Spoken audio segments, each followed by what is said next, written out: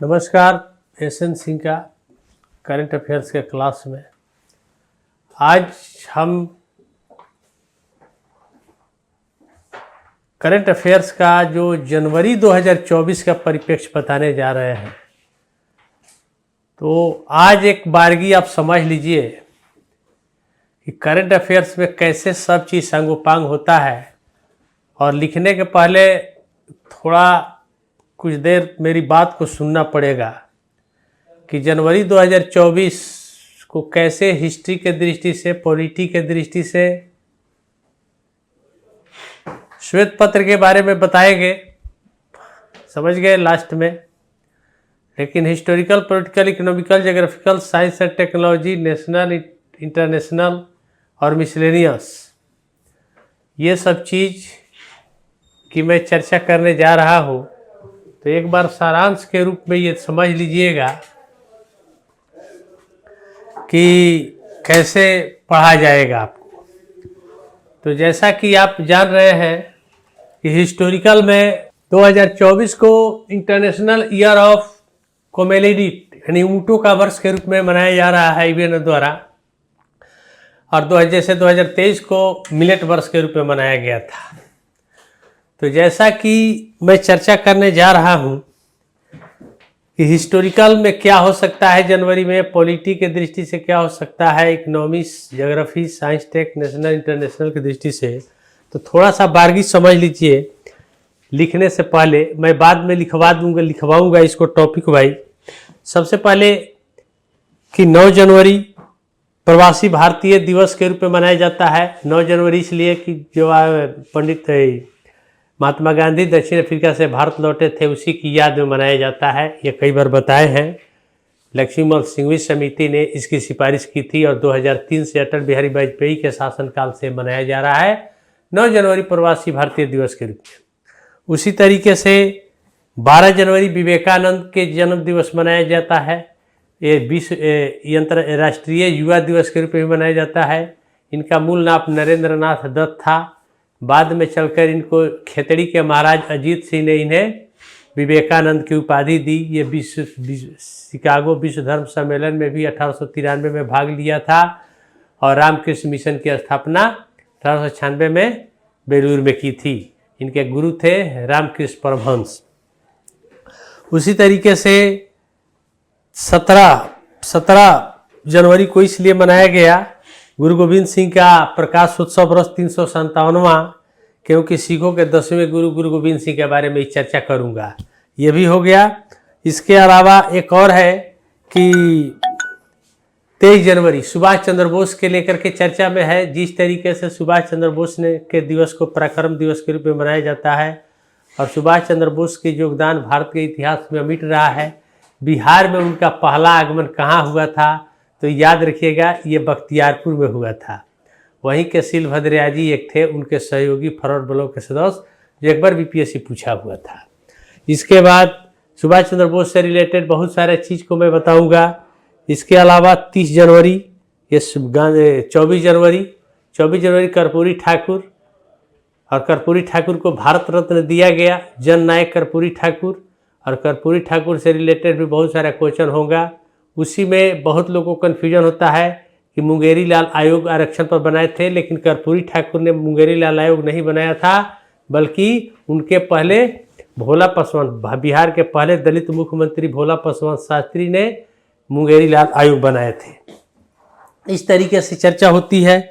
और मुंगेरी लाल आयोग ने ही पिछड़ा को और अति पिछड़ा वर्ग में विभाजित करके आरक्षण दिया था नौकरी और शिक्षा में, लेकिन उसको लागू किए थे।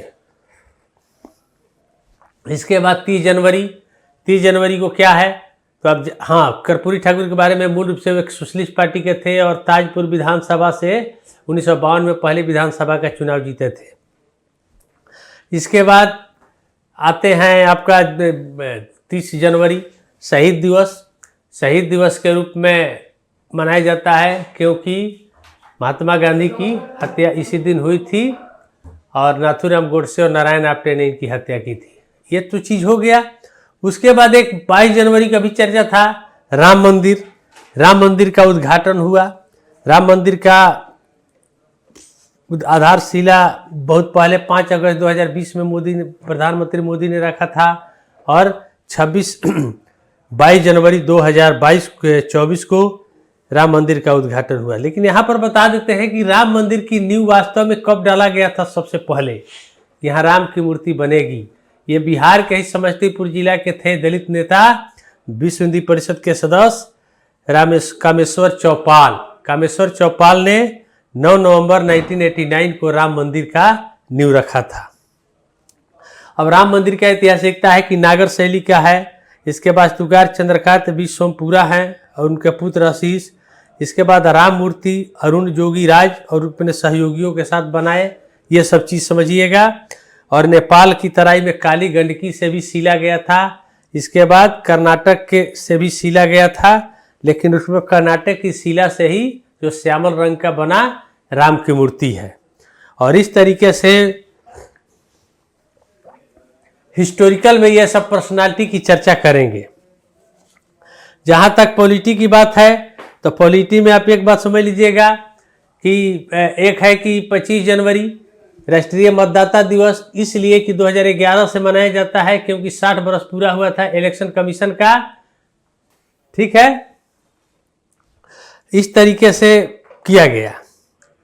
और 25 जनवरी को राष्ट्रीय मतदाता दिवस के बारे में आप जानते हैं कि ये मनाया जाता है। इस वर्ष का थीम था वोटिंग जैसा कुछ नहीं, मैं निश्चित रूप से वोट करता हूँ।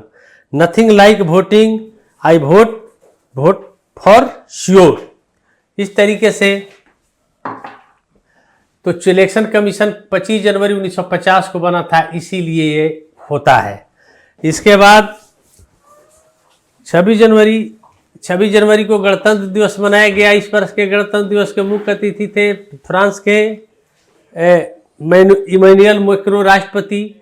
ये 6ठे अतिथि हैं फ्रांस से आने वाले। फ्रांस के सबसे ज़्यादा अतिथि आने वाले हैं गणतंत्र दिवस के मुख्य परेड में। और वही इमैनुअल मैक्रों के चलते एक आमेर का किला जो राजा मान सिंह के द्वारा 1512 ईस्वी में बनाया गया था राजस्थान में, उसकी भी आमेर की किला की भी चर्चा रही।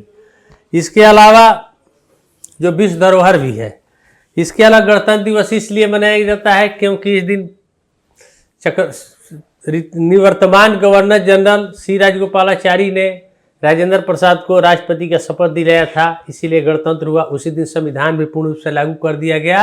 और याद रखिएगा कि भारतीय संविधान सभा के जो सदस्य थे ये बिहार के भी 36 सदस्य थे, जिसमें सत्येंद्र सिन्हा, श्री कृष्ण सिंह, अनुग्रह नारायण सिंह आदि वगैरह सब थे, राजेंद्र प्रसाद। तो इस तरीके से उसके बाद गणतंत्र दिवस के मुख्य अतिथि के समारोह होता है और इंडिया गेट की भी चर्चा होती है। और इंडिया गेट से लेकर के बहुत सारा चीज़ लेकर के चर्चा होता है। इंडिया गेट, अब इंडिया गेट का स्थापना प्रथम विश्व युद्ध में मारे गए अज्ञात भारतीयों के सैनिकों की याद में 1931 में बना था। और 1973 में यहाँ अमर जवान ज्योति, जिसको याद रखिएगा कि 26 जनवरी 1920 को प्रधानमंत्री नरेंद्र मोदी ने अमर जवान ज्योति पर नहीं बल्कि राष्ट्रीय युद्ध स्मारक, क्योंकि इंडिया गेट के पास ही 25 जनवरी 2019 को स्मारक कर दिया गया, राष्ट्रीय युद्ध स्मारक बना दिया गया। अमर जवान ज्योति को उसमें मर्ज कर दिया गया। ये चर्चा में रहा। इसके बाद 28 जनवरी सुप्रीम कोर्ट की स्थापना की 75वीं वर्षगांठ मनाया गया। और 75वीं वर्षगांठ मनाया गया तो आप जानते हैं कि 28 जनवरी 1950 को सुप्रीम कोर्ट की स्थापना हुई थी। सुप्रीम कोर्ट का इतिहास क्या है तो आप जानते हैं कि अभी 25 हाई कोर्ट है और एक सुप्रीम कोर्ट है। और 1861 के एक्ट के तहत, हालांकि रेगुलेटिंग एक्ट 1773 के एक्ट के तहत कलकत्ता में सुप्रीम कोर्ट बना था, लेकिन उस सुप्रीम कोर्ट ऐसा नहीं था। बाद में चलकर 1861 के अधिनियम के तहत बंगाल, कलकत्ता, बम्बई और मद्रास, ये तीनों जगह हाई कोर्टों की स्थापना 1862 में हुई। और मार्च 1916 में पटना हाई कोर्ट बना। और हाई कोर्ट के फैसले के खिलाफ लंदन स्थित प्रिवी काउंसिल में अपील होते थे। लेकिन 1935 का जो एक्ट था, हाई कोर्ट और प्रिवी काउंसिल के बीच एक मध्यस्थ कोर्ट यानी फेडरल कोर्ट नई दिल्ली में बना। और आज़ादी के बाद यही फेडरल कोर्ट प्रिवी काउंसिल को समाप्त करके सुप्रीम कोर्ट बना दिया गया। सुप्रीम कोर्ट का कार्य कहाँ पर उद्घाटन हुआ था 28 जनवरी 1950 को संसद भवन के चैम्बर ऑफ प्रिंसेज में, वर्तमान सुप्रीम कोर्ट नहीं था, 1958 में ये सुप्रीम कोर्ट वर्तमान जो 15 कोर्ट रूम वाला है वो बना। याद रखिएगा, पहले 1+7 8 न्यायाधीश थे, आज के डेट में 34 न्यायाधीश हैं, 1+33। तो ये सुप्रीम कोर्ट के बारे में भी चर्चा में हो गया आपका। उसी प्रकार राष्ट्रपति का अभिभाषण भी 31 जनवरी को हुआ। आप जानते हैं कि आर्टिकल 86 के तहत राष्ट्रपति साल के पहले, यानी साल का पहला क्या होता है, बजट सत्र होता है, और उसके बाद नया चुनाव के बाद के पहले सत्र या हर साल का पहला सत्र जो बजट सत्र होता है, और चुनाव होने के बाद का पहला सत्र जिसे जून जुलाई में होगा, आर्टिकल 86 के तहत राष्ट्रपति संबोधित करता है और राज्यों के राज्यपाल आर्टिकल 175 के तहत करते हैं। इस प्रकार पॉलिटी से रिलेटेड ये चर्चा में रहा, चुनाव आयोग, गणतंत्र दिवस, राष्ट्रपति का अभिभाषण और सुप्रीम कोर्ट। इसके अलावा क्या चर्चा में रहा कि मुख्यमंत्री नीतीश कुमार 28 तारीख को शपथ लिए मुख्यमंत्री के रूप में, और इस तरीके से ये सब चीज चर्चा में रहा। बिहार में गठबंधन सरकार फिर बदली। इसके बाद इकोनॉमी में वर्ल्ड इकोनॉमिक फोरम की चर्चा करेंगे, डावोस में जो हुआ, या नीति आयोग का रिपोर्ट आया मल्टी डायमेंशनल पॉवर्टी एक्ट के पर, या नीति आयोग की स्थापना भी 1 जनवरी को हुई थी। इसके बाद 16वां वित्त आयोग का गठन हुआ जनवरी में, जबकि पहला वित्त आयोग नवंबर 1951 में केसी त्यागी नियोगी की अध्यक्षता में हुआ था। इसके बाद स्टार्टअप रिपोर्ट, 16 जनवरी को स्टार्टअप दिवस के रूप में मनाया जाता है, क्योंकि 16 जनवरी 2016 को स्टार्टअप की शुरुआत हुई थी। और इस तरीके से हुआ इकोनॉमिक्स की बात। उसके बाद ज्योग्राफी की बात, हम सब आपको बोल देते हैं ज्योग्राफी की बात, बारी से लिखवाते हैं। कड़ाके की ठंड जो पड़ी, पश्चिमी विक्षोभ, वेस्टर्न डिस्टर्बेंस क्या होता है, इसके बारे में चर्चा करेंगे। 15 जनवरी को भारतीय मौसम विभाग का 150वीं वर्षगांठ मनाया गया। जगदीप धनखड़ ने उसका उद्घाटन किया था। और बिहार में 2 जनवरी को जल जीवन हरियाली दिवस के रूप में मनाया जाता है। सुप्रीम कोर्ट का हीरक जयंती, हीरक 75 वर्ष को कहा गया। इसके बाद साइंस एंड टेक में इसरो का एक्सपोसैट और आदित्य L1 दोनों चर्चा में रहा, क्योंकि एक्सपोसैट 1 जनवरी को लॉन्च किया गया था, और आदित्य L1 6 जनवरी को 15 लाख किलोमीटर दूरी पर L1 पे पहुंच गया था। उसके बाद जापान ने भी चंद्रयान मिशन किया, और 22 जनवरी को प्रधानमंत्री सूर्योदय योजना की शुरुआत हुई, जिसमें सोलर रूफ बात की गई सोलर एनर्जी पर। तो भारत में सोलर एनर्जी का क्या कंसेप्ट है, ये साइंस टेक में हो जाएगा आपका।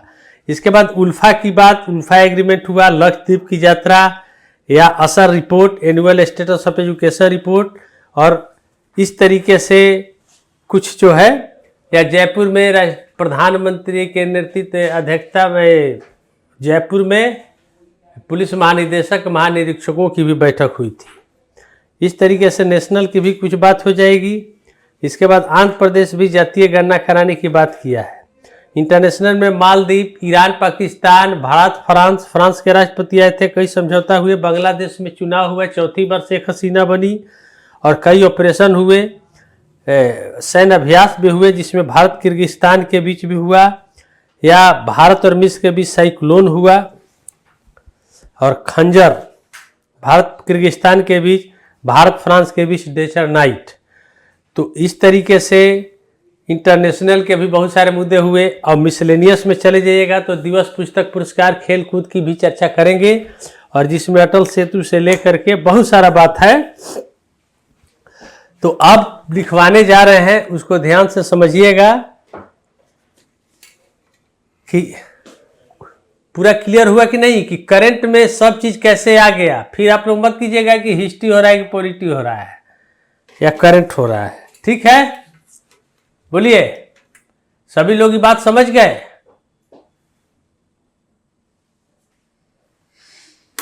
कि किसी माह में कैसे जीएस का पूरा पार्ट्स को कैसे हमने क्लासिफिकेशन कर दिया। Any comments?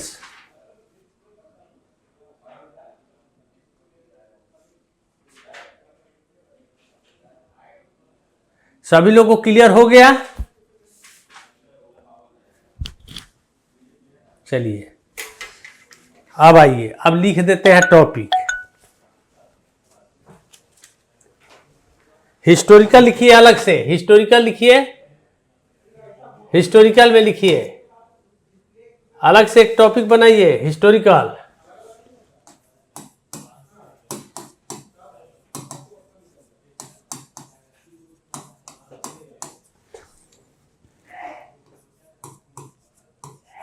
राम मंदिर,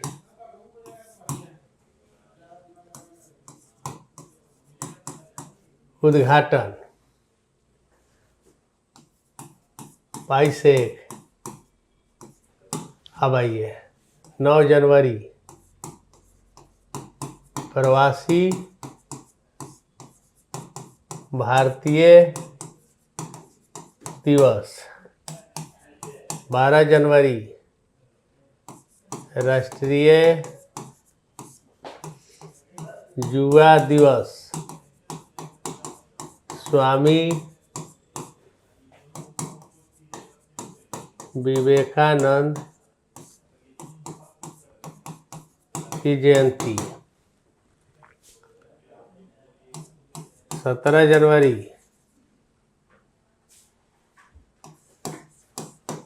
गुरु गोविंद सिंह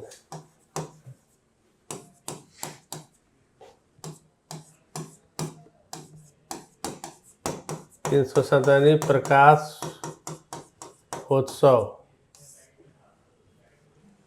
समारोह।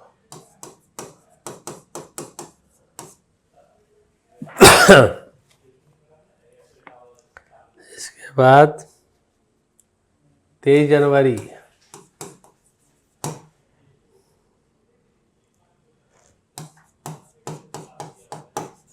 पराक्रम दिवस, नेताजी सुभाष चंद्र बोस की जयंती,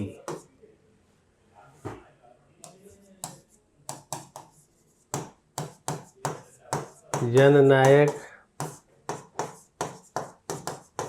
कर्पूरी ठाकुर की जयंती, और 30 जनवरी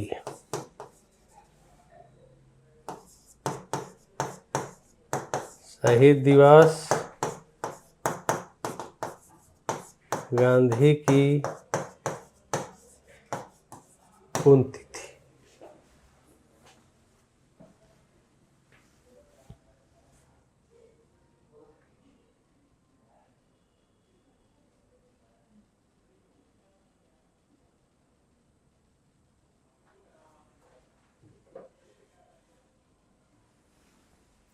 ठीक है, और एक है आमेर का किला। आमेर का किला राजस्थान, ये क्यों चर्चा में था? क्योंकि फ्रांस के राष्ट्रपति गए थे। तो इस तरीके से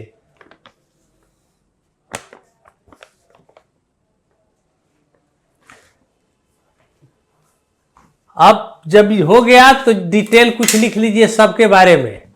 तो इसी तरह जब हिस्टोरिकल हो जाएगा फिर पॉलिटिकल हो जाएगा, तो जो जो टॉपिक देते जाएंगे लिखवाते जाएंगे। समझ गए?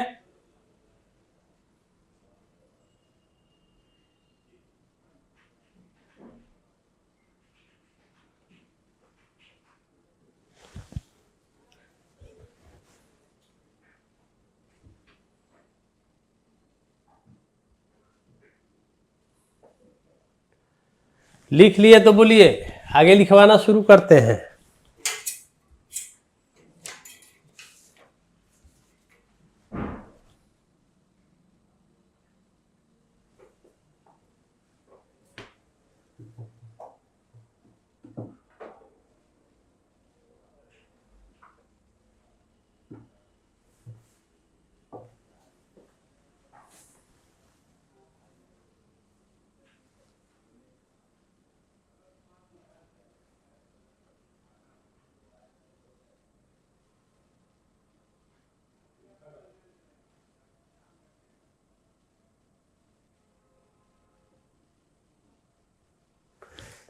चलिए तो लिखना शुरू कीजिए। पहला लिखिएगा 22 जनवरी, चूंकि राम मंदिर की शुरुआत हुई। चलिए लिखिए, राम मंदिर के बारे में लिखिए।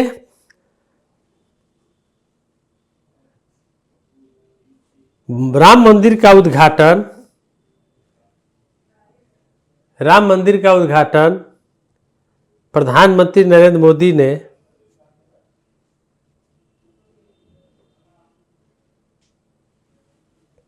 22 जनवरी 2024 को किया। 22 जनवरी, ये डेट याद रखिएगा, 22 जनवरी 2024 को किया।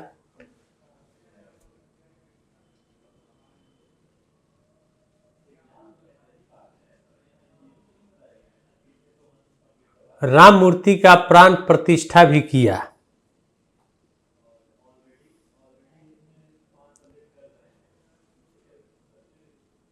तब एक अलग तरीके से क्वेश्चन होगा कि राम मंदिर का आधारशिला कब रखा गया।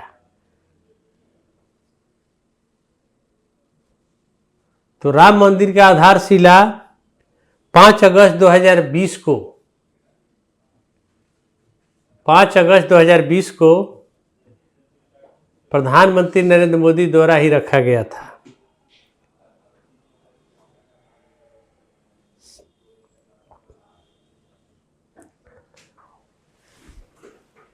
लेकिन थोड़ा बैकग्राउंड में जब जाएगा तो पूछा जाएगा कि राम मंदिर की वास्तव में नींव किसने डाला था, वो बिहार से रिलेटेड है।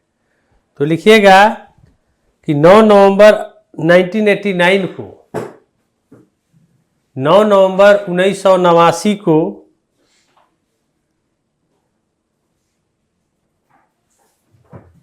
नवंबर 1989 को राम मंदिर की नींव बिहार के कामेश्वर चौपाल ने रखी थी। उस समय विवाद चल रहा था। कामेश्वर चौपाल ने रखी थी।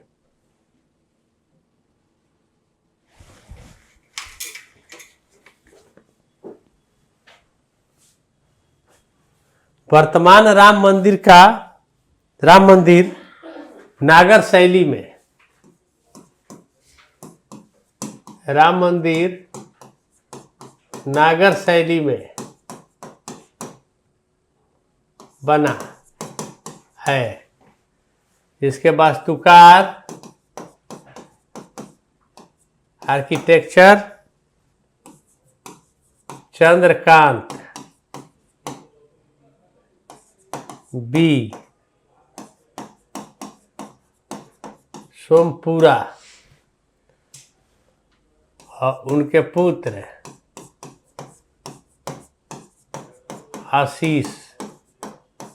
आशीष हैं। राम लला मूर्ति वास्तुकार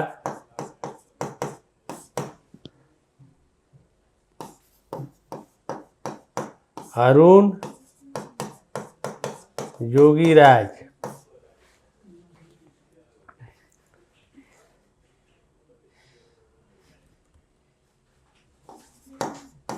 उनके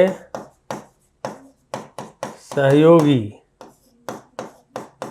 गणेश भट्ट, सत्यनारायण।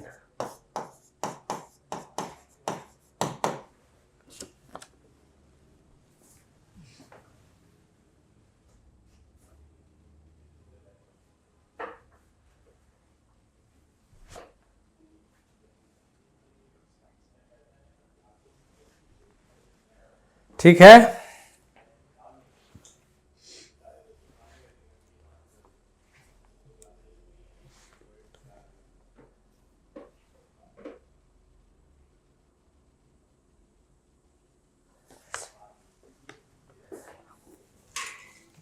लिख लीजिएगा तो बोलिएगा, आगे बढ़ते हैं।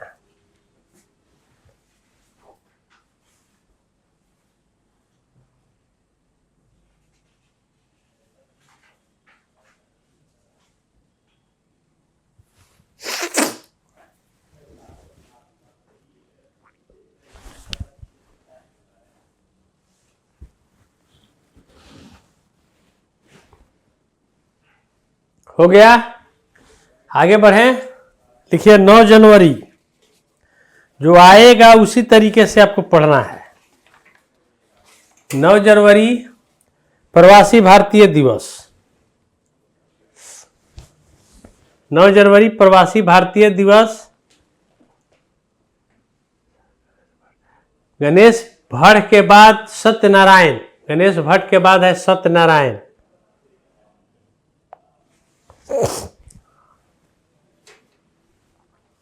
आगे लिखिए 9 जनवरी प्रवासी भारतीय दिवस। लिखिए 9 जनवरी 2003 से 9 जनवरी 2003 से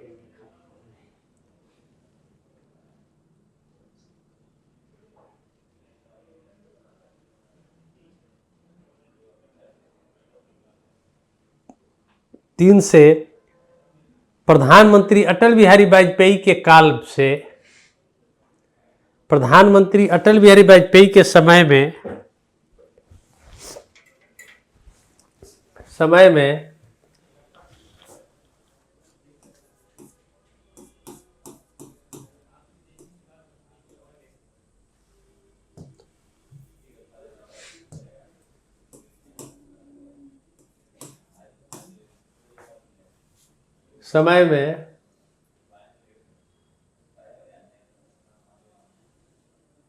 लक्ष्मी मल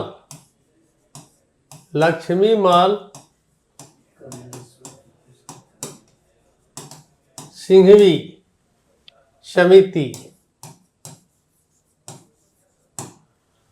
लक्ष्मी मल सिंघवी समिति के सिफारिश पर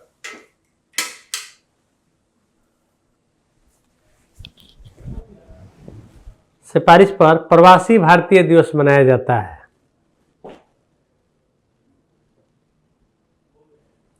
प्रवासी भारतीय दिवस मनाया जाता है।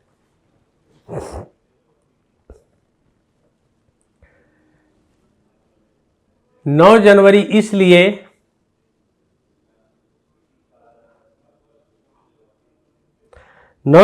इसलिए क्योंकि गांधी जी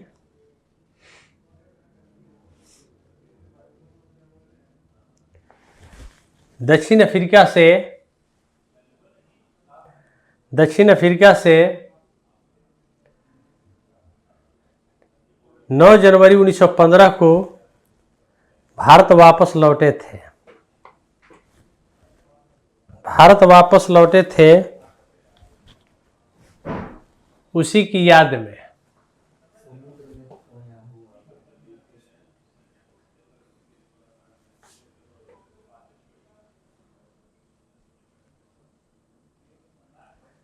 उसी में एक लाइन और जोड़ लीजिएगा कि मई 1893 में 1893 में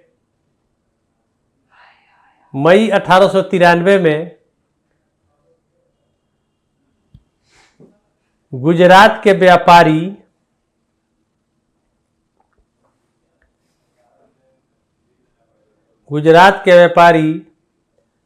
दादा सेठ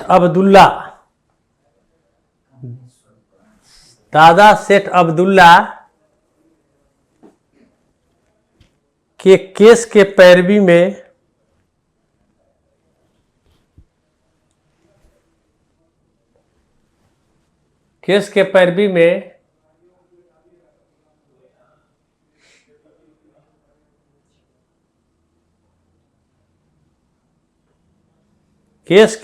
में वकील के रूप में दक्षिण अफ्रीका गए थे।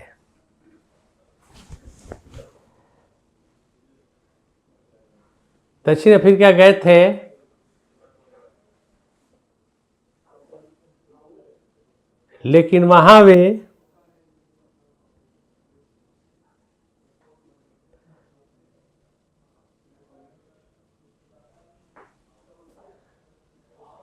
सेठ दादा अब्दुल्ला की केस के पैरवी में दक्षिण अफ्रीका गए थे,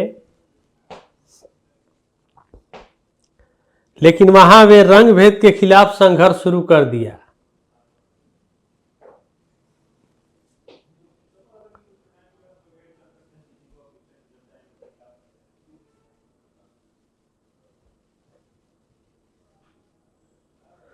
और दक्षिण अफ्रीका में उन्होंने पहली बार सत्याग्रह की शुरुआत की।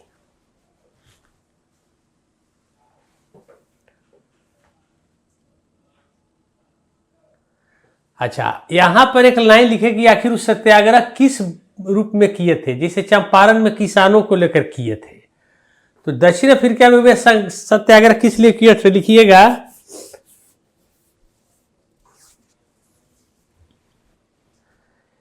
अंग्रेजों से संघर्ष की शुरुआत, दक्षिण अफ्रीका में अंग्रेजों से संघर्ष की शुरुआत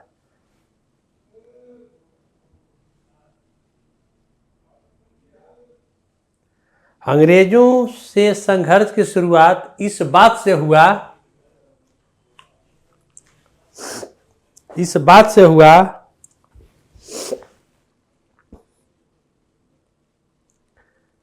कि कालों को उंगली के निशान देना पड़ता था। उंगली के निशान अनिवार्य रूप से देना होता था। उंगली के निशान अनिवार्य रूप से देना था।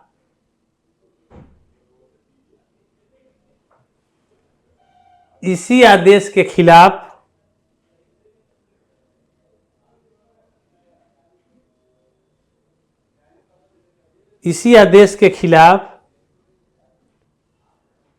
भारतीयों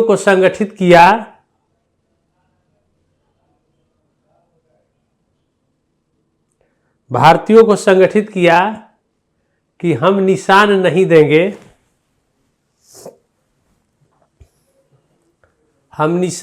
देंगे,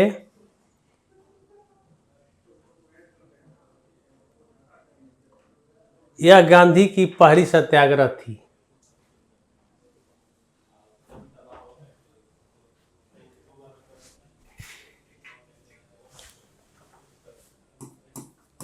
बारह जनवरी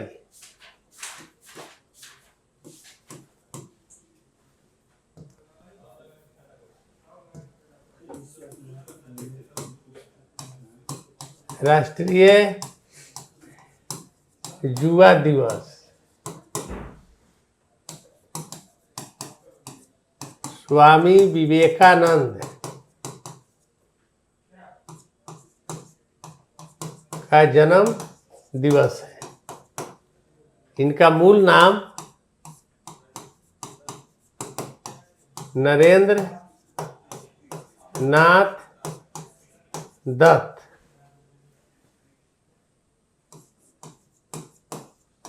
खेतड़ी, राजस्थान। खेतड़ी के महाराज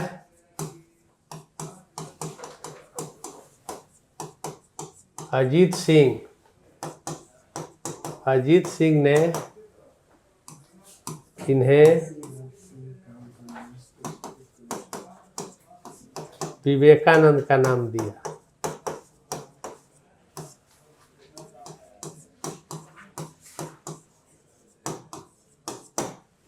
खेतड़ी के विवेकानंद की उपाधि दी थी।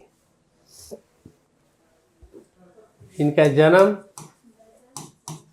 12 जनवरी 1863 कलकत्ता में।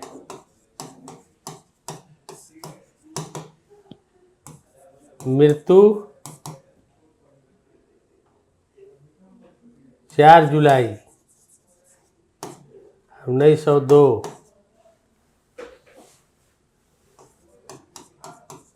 बेलूर मठ,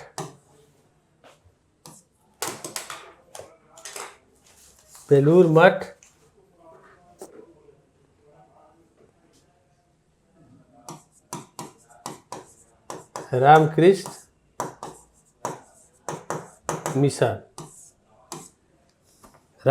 मिशन, बेलूर मठ।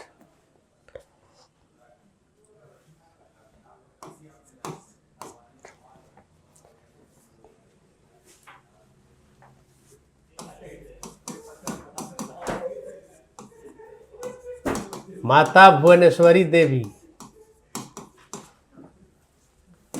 पिता विश्वनाथ दत्त,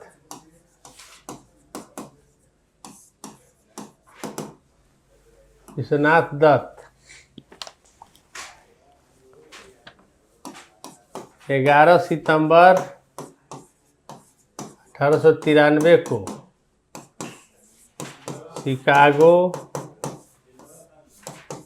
विश्व धर्म संसद को संबोधित किया।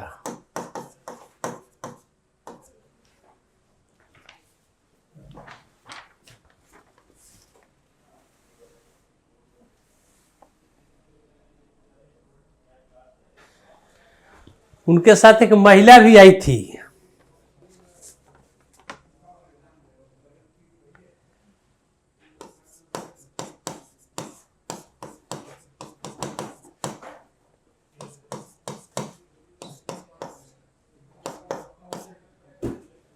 आयरलैंड की एक महिला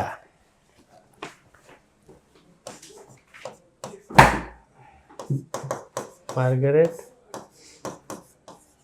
नोबेल, जिसको सिस्टर निवेदिता कहा जाता है।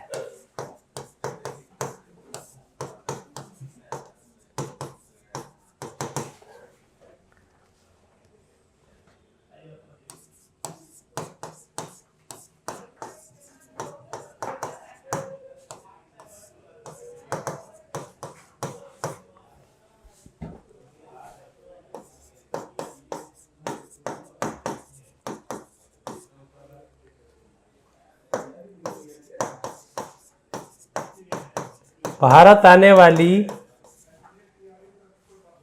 वह पहली विदेशी महिला है। याद रखिएगा, मार्गरेट नोबेल आई थी उनकी शिष्या बनकर, और भारत आने वाली वो पहली विदेशी महिला है, और उन्हीं को सिस्टर निवेदिता के नाम से भी जाना जाता है। गांधी जी सत्याग्रह जोहान्सबर्ग में किए थे, एक बार लिखवाए थे हम आपको। 11 सितंबर 1906 को जोहान्सबर्ग में किए थे।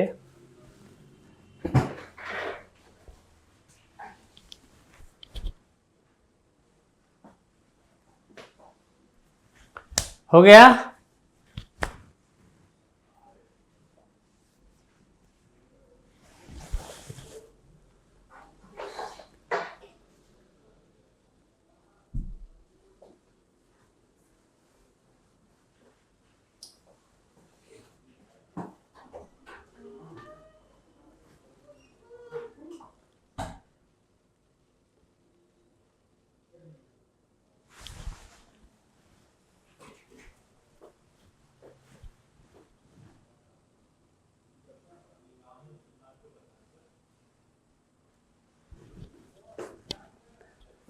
है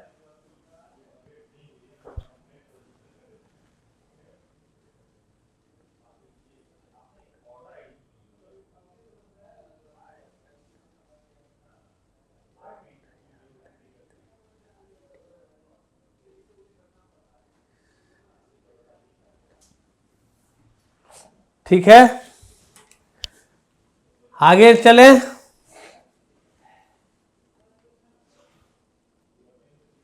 और विवेकानंद की प्रसिद्ध उक्ति है,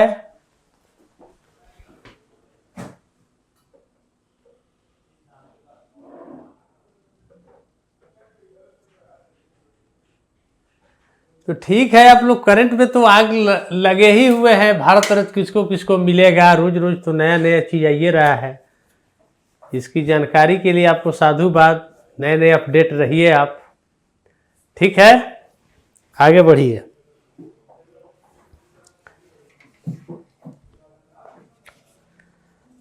उठो जागो तब तक न रुको जब तक लक्ष्य की प्राप्ति न हो। आपको बीपीएससी की प्राप्ति न हो, लगे रहिए लक्ष्य की ओर। यूपीएससी की प्राप्ति हो, लक्ष्य की ओर लगे रहिए। आपको ये बता देते हैं कि चेयरमैन साहब जो हैं डॉक्टर अतुल प्रसाद जी, वे 12 तारीख को रिटायर कर रहे हैं। बीपीएससी चेयरमैन अब नए एक आएंगे, तो नए चेयरमैन के नेतृत्व में बीपीएससी का सब कामकाज होगा। 12 फरवरी को रिटायर कर रहे हैं। ठीक है, आप लोगों को पता चल गया होगा।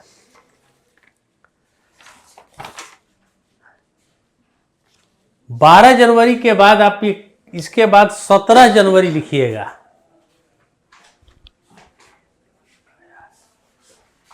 हाँ ठीक है, न्यूज आया है तो अच्छी बात है।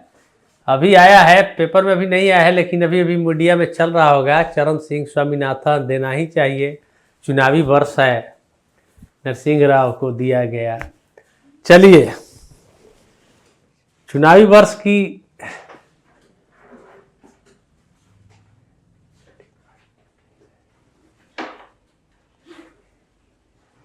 अब नए चेयरमैन आएंगे, क्या क्या रूप रहता है वो देखिए। अब लिखिए 17 जनवरी। 17 जनवरी के बारे में लिखिए। गुरु गोविंद सिंह के बारे में थोड़ा बहुत लिख लीजिए।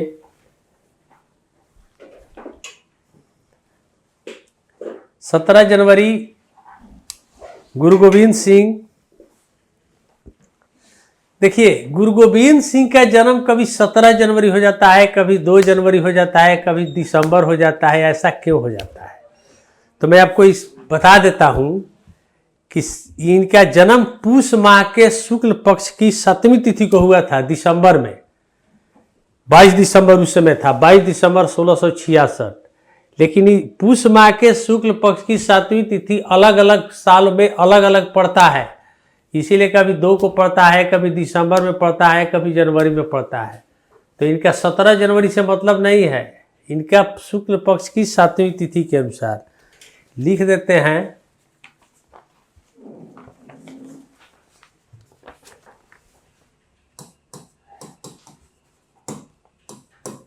गुरु गोविंद सिंह।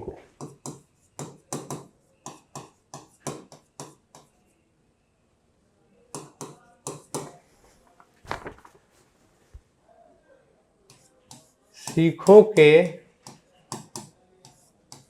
10वें तथा अंतिम गुरु गुरु गोविंद सिंह का जन्म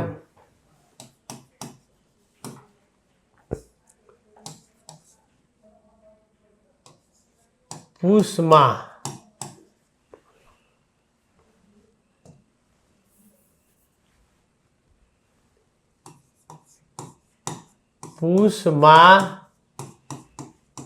की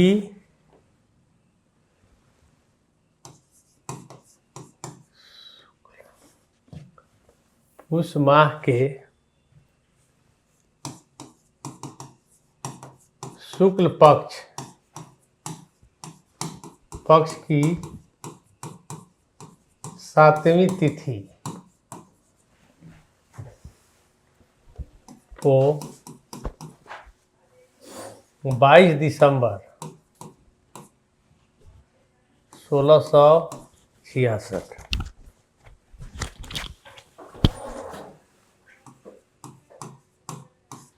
पटना के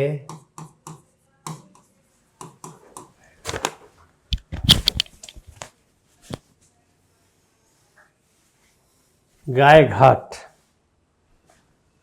स्थित, जहाँ पटन देवी हर मंदिर साहब बना है, उस जगह का नाम क्या था? सौलिस राय जौहरी। सौलिस राय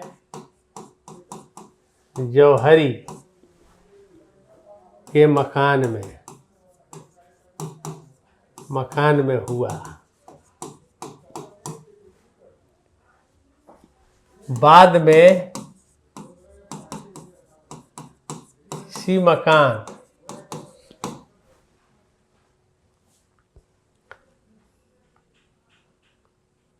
के स्थान पर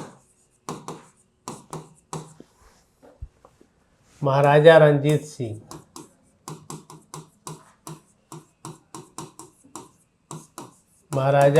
सिंह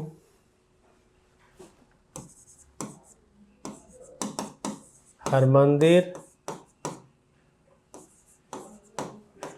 साहिब बनवाया,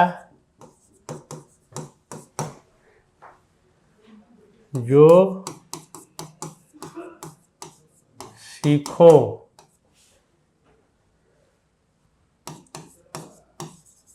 का दूसरा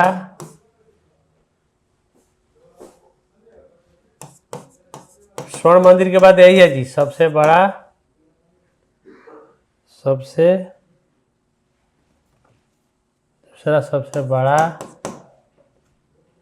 एवं पवित्र अकाल तख्त है।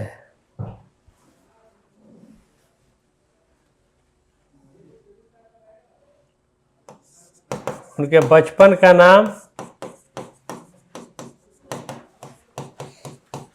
गोविंद राय, माता गुजरी देवी, पिता नवे गुरु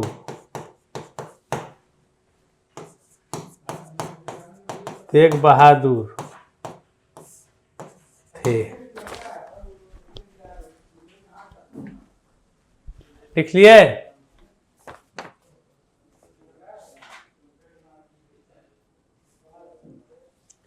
लिख लिए तो हम आगे बोलेंगे ही। अब बोलते हैं,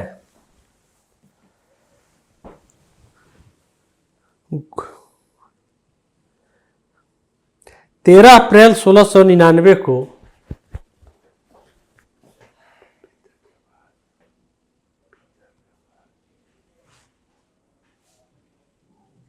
पवित्र अकाल तख्त, यह है अकाल तख्त और यह है तेग बहादुर है।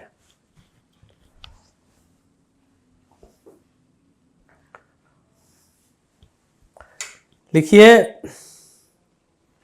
13 अप्रैल 1699 को तख्त कहा जाता है जहां पर उनका रखा जाता है, गद्दा वगैरह रखे जाते हैं, गद्दी सिखों का होता है। 13 अप्रैल 1699 को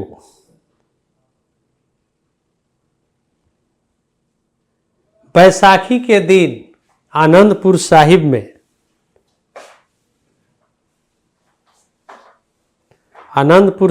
में उन्होंने खालसा पंथ की नींव डाली। खालसा पंथ आप जानते हैं 5K होता है, केस, कंघी, कच्छा, कड़ा, कृपाण। उन्हें खालसा पंथ की नींव डाली और गुरुपद की परंपरा को समाप्त कर दिया।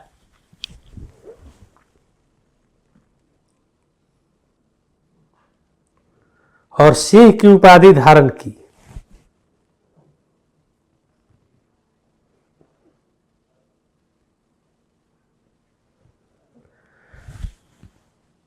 गुरु गोविंद सिंह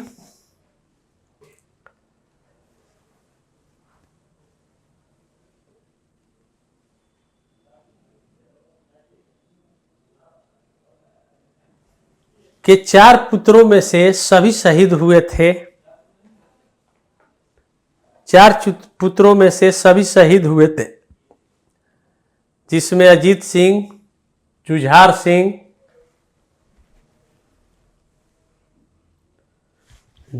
सिंह, जोरावर सिंह और फतेह सिंह, ये आपको बताए हैं दिसंबर में।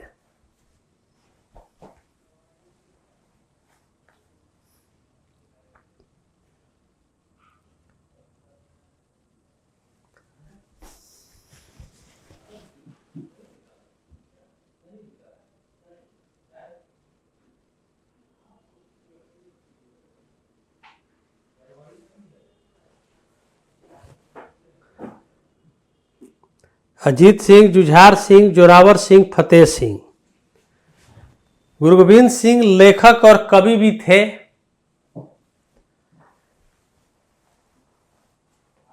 लेखक और कवि भी थे। उनके ग्रंथों में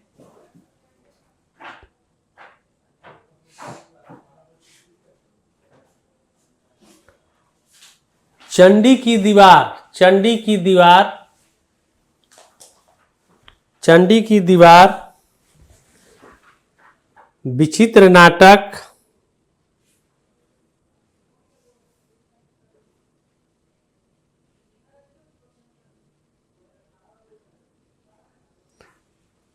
विचित्र नाटक,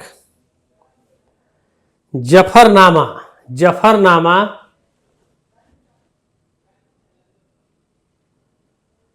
और संगीत पर एक किताब है जय साहिब। जय साहिब प्रमुख थे। जय साहिब प्रमुख थे।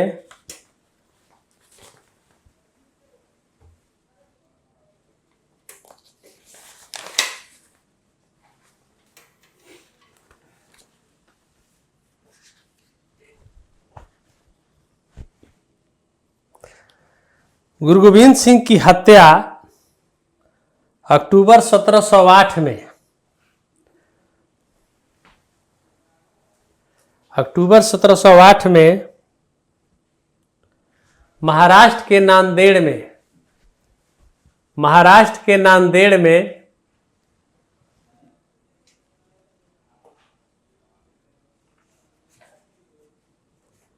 महाराष्ट्र के नांदेड़ में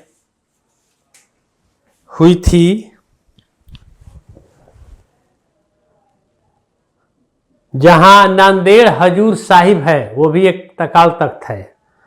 जहां नांदेड़ हजूर साहिब, यानी गुरु गोविंद सिंह का जन्म बिहार, पटना, पटना सिटी, कर्म भूमि पंजाब, और हत्या हुई थी महाराष्ट्र में, हजूर नांदेड़ साहब। तब एक क्वेश्चन होगा आपको कि बिहार से कितने सिख गुरुओं का संबंध है, बिहार में कितने सिख गुरु आए? तो बिहार में 3 सिख गुरुओं का संबंध है, गुरु नानक, तेग बहादुर और गुरु गोविंद सिंह। 3 सिख गुरु आए थे और एक का तो जन्म ही हुआ था।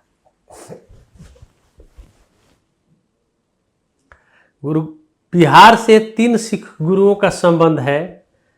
गुरु नानक बिहार आए थे, गुरु तेग बहादुर और गुरु गोविंद सिंह।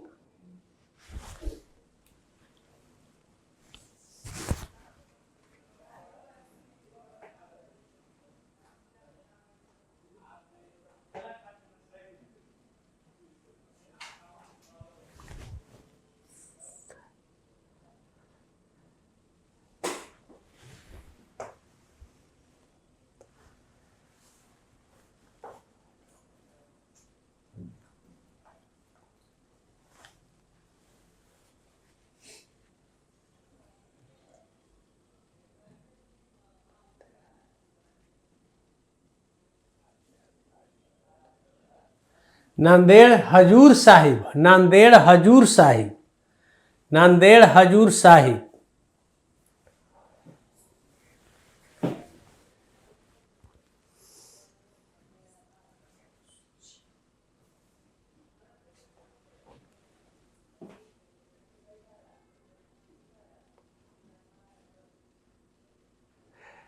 संगीत पर एक पुस्तक, जफरनामा के बाद है संगीत पर एक पुस्तक जय साहिब। संगीत पर एक पुस्तक जय साहिब भी प्रमुख है।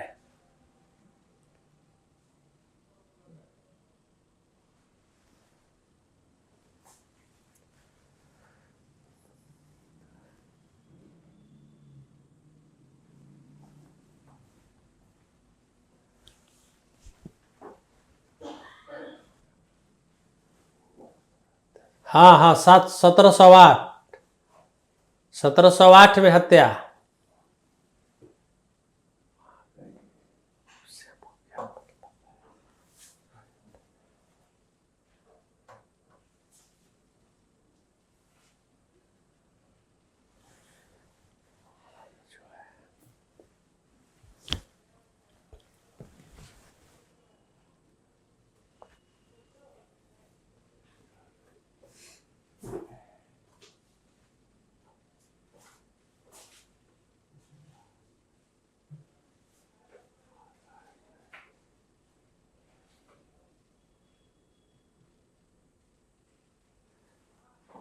बिहार से संबंध 3 सिख गुरु बिहार में आए थे, गुरु नानक, तेग बहादुर और गुरु गोविंद सिंह। यानी बिहार में 3 सिख गुरुओं का आना रहना हुआ, एक का तो जन्मे हुआ। यही सब क्वेश्चन बीपीएससी कर सकता है। आप कितने सिख गुरु बिहार की यात्रा किए थे, बिहार से संबंध है।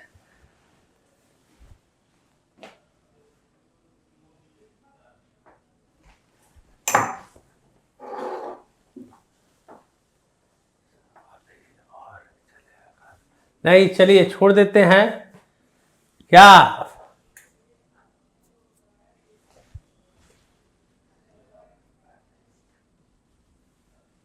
सिख उपाधि धारण किया गया था।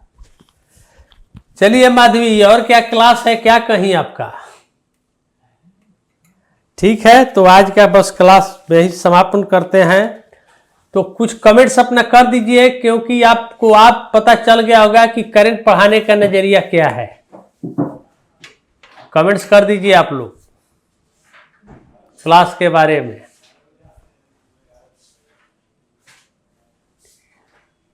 अच्छा, टीचर है, ठीक है, ठीक ठीक।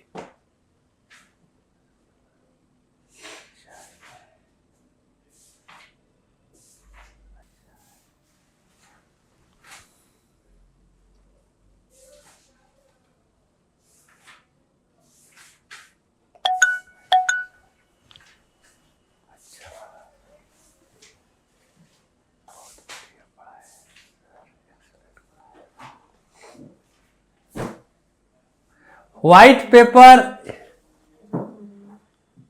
पेपर का जहां तक संबंध है ना, ये किसी भी सरकारी सूचना का स्रोत का एक प्रमुख चीज है। आपको बता देते हैं थोड़ा बहुत श्वेत पत्र क्या होता है। अंतरिम बजट में प्रधान निर्मला सीतारमण ने कहा था कि हम श्वेत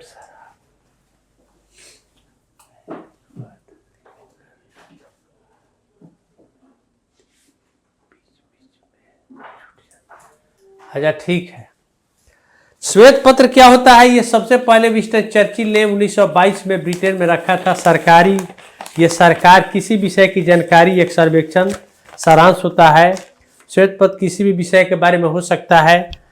यह हमेशा काम करने के तरीके बेहतर बनाने का सुझाव देता है। यह एक तरह का सूचनात्मक रिपोर्ट होता है, जिसमें सरकार तथ्यों पर आधारित सरकारी रिपोर्ट होता है। दूसरी बात कि पहली बार श्वेत पत्र मैंने कोई भी सरकार का मुद्दा हो, जैसे एक बार भारत में पहला श्वेत पत्र एक तरह से माना जाए ब्रिटेन द्वारा जो 1935 का जो चार्टर एक्ट था, वह एक तरह से श्वेत पत्र के रूप में पहले आया था। इसके बाद आपको बता देते हैं कि 1948 में जम्मू कश्मीर समस्या के बारे में श्वेत पत्र आया था, कश्मीर समस्या पर, और इसके बाद 1950 में आया था। तो श्वेत पत्र का मतलब यही होता है कि सरकार तथ्यों पर आधारित एक सूचना रिपोर्ट जारी करती है। समझे? यह सरकार की ओर से जारी लिखित स्पष्टीकरण होता है। यह अत्यंत संवेदनशील और पूर्ण सत्य पर आधारित होता है। इसमें किसी तरह के भ्रामक तथ्य नहीं दिए जाते हैं। इसका उपयोग सरकारी नीतियों और कानून बनाने और जनता के राय को आकलन में होता है।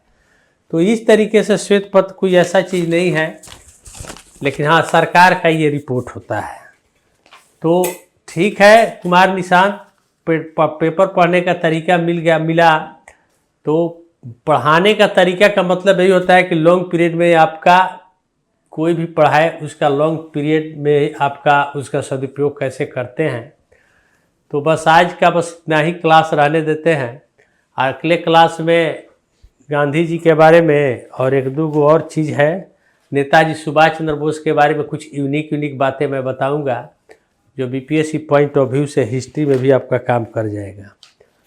इसके बाद आने वाले समय में अगले अलग अलग समय में टॉपिक बताते जाऊंगा।